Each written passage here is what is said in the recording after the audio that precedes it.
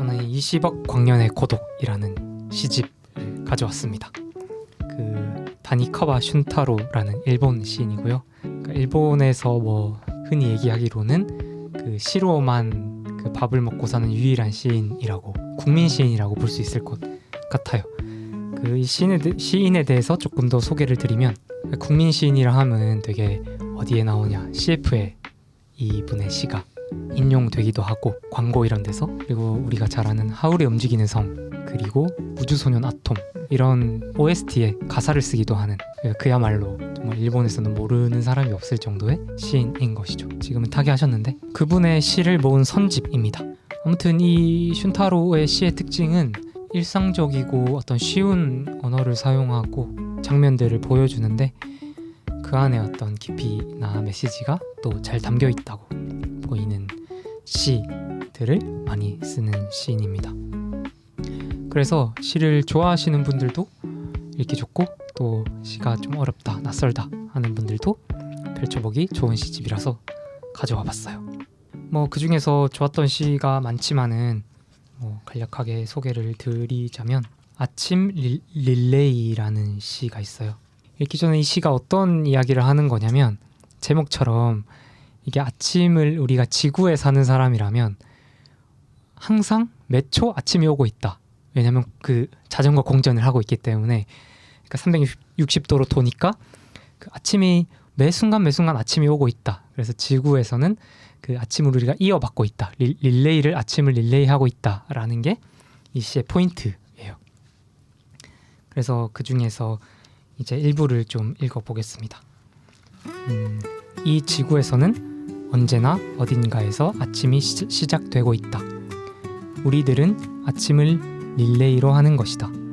경도에서 경도로, 말하자면 교대로 지구를 지킨다.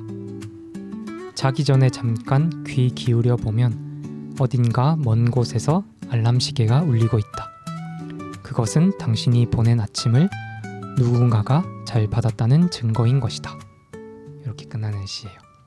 그러니까 이런 시를 봤을 때에 시란 건 무엇인가 했을 때 되게 어쨌든 표현을 좀 달리하는 것이기도 하겠다 싶어서 이 시를 소개하려고 합니다. 우리가 지구촌 가족이다랄지, 다 같이 인류의 적이다, 이런 좀 뻔한, 너무 중요하지만 말들이, 언어가 너무 낡은 느낌, 너무 많이 사용돼서 익숙하고 그 패싱되는 그런 이야기들을 이 시인의 눈으로서는 새롭게 이 다른 각도로 조명하는 것들이 또 시의 작업이기도 하겠다 싶은 거죠. 그래서 저는 이 표현이 되게 좋았어요. 그러니까 자기 전에 잠깐 귀 기울여 보면 어딘가 먼 곳에서 알람 시계가 울리고 있다 라는 표현이 너무 그 이미지가 생생하면서도 그 메시지도 직관적으로 다가오는 그런 시라고 할 수 있을 것 같고, 그래서 이분을 찾아보면 그 그림책으로도 굉장히 많이 나와 있어요. 이분 시가 이렇게 남녀노소에게 친근하게 다가가다 보니까 이분의 시를 바탕으로 그림을 입힌 그림 시집도 굉장히 많으니까 좀 찾아보시고 한두 권 읽어보셔도 참 좋겠다 싶습니다.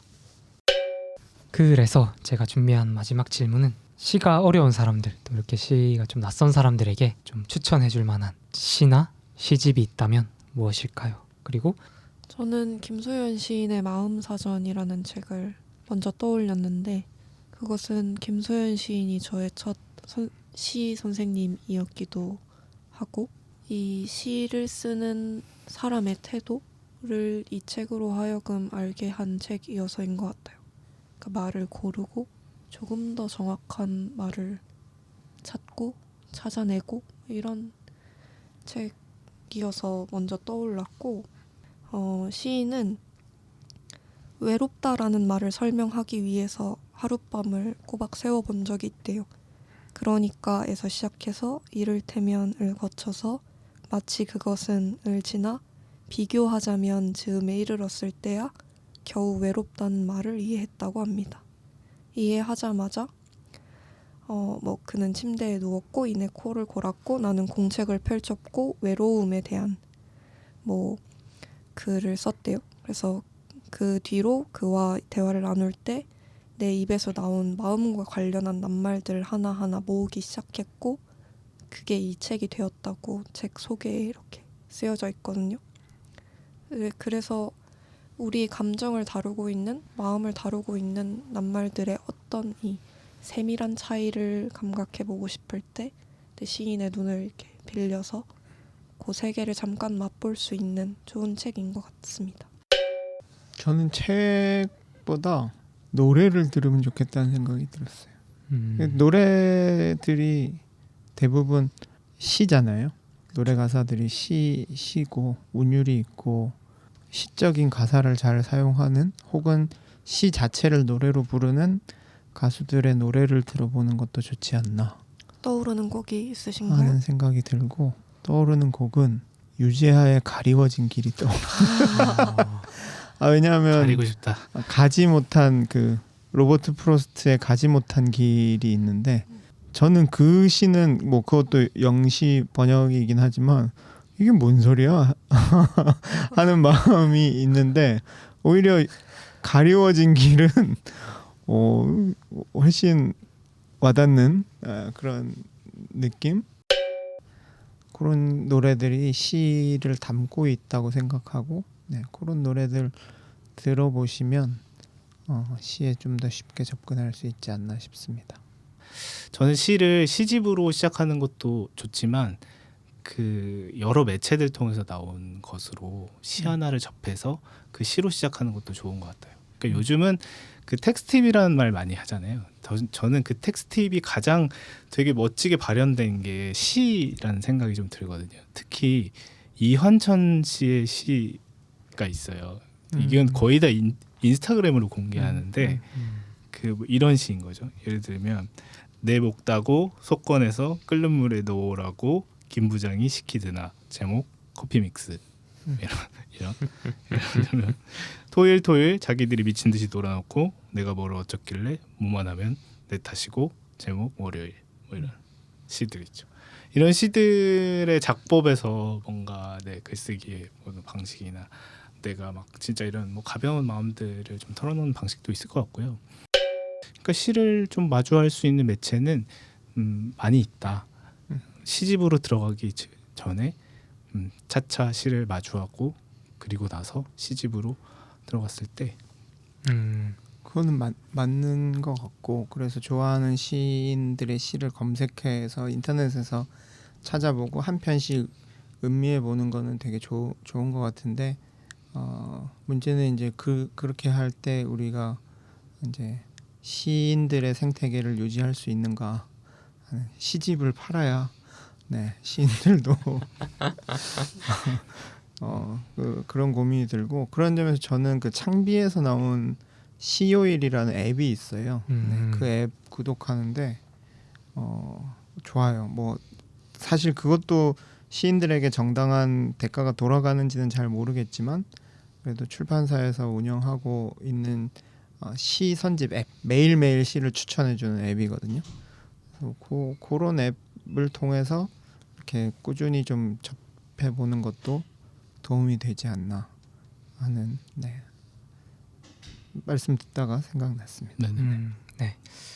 저는 뭐 말씀 듣다가 저도 생각난 거는 그 김현신이라는 시인이 있는데 그분이 뭐 질의응답하면서 예전에 참석했던 행사에서 질의응답하면서 뭐 초등학교 선생님이 질문을 했어요. 이제 아이들에게 시에 대해서 좀 시의 맛을 알려주고 싶은데 이게 어려운 것 같다.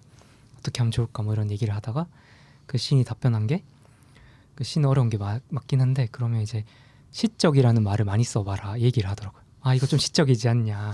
그러니까 어떤 이거 좀 이 노래 좀 시적이지 않냐. 뭐 이런 걸 얘기를 많이 하는데 그러니까 어쨌든 뭐 이 슌타로도 비슷한 얘기를 하거든요. 시정이라는 얘기를 하고 이 사람이 선택한 단어는 그러니까 시정 어떤 시적임이라는 게 단순히 시에 갇혀 있는 것만은 아니고 우리 삶의 어떤 이렇게 조각처럼 어떤 잔해처럼 이렇게 쫙 깔려 있는데 그걸 어떻게 발견하는가가 어떤 시와 접촉하는 면이겠다라는 생각이 드는 것 같고 그런 맥락에서 저는 한 두 가지만 간단하게 소개하면 하나는 이제 기독 서가 클럽이니까 시 읽어주는 예수라는 책이 있어요. 그 고진하 시인의 시 읽어주는 예수라는 게 있고 좀 비슷한 맥락에서 저 오늘 소개한 이문재 시인 책이랑 좀 비슷한데 그것도 어떤 기독교적인 시들을 그 나열하고 거긴 또 에세이 본인의 단상들을 달아놨는데 그 단상들도 너무 매력적이고 수려해서 그 책으로 또 시작해도 좋겠다라는 생각이 들고 또 하나는 제가 되게 좋아하는 책인데 극지의 시라는 이성복 시인의 그 시론 시 강의록을 옮긴 책이 있어요.